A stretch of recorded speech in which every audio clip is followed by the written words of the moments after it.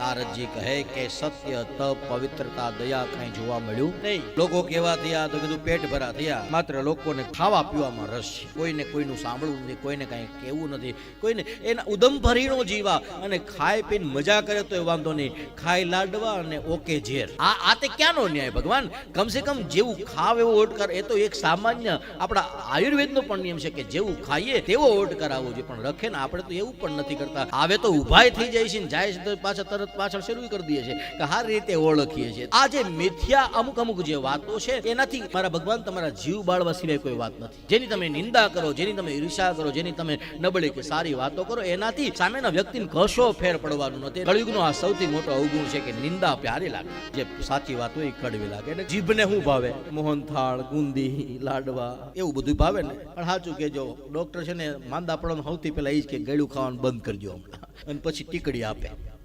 કાલ્યો ટીકડી કેવી હોય? કડવી હોય, પણ ઈ જ હાજા કરે. જેવી રીતના જીભના માટે જે મીઠું છે એ શરીરના માટે હાનિકારક છે, જીભને જે કડવું લાગે છે એ શરીરના માટે ફાયદાકારક છે.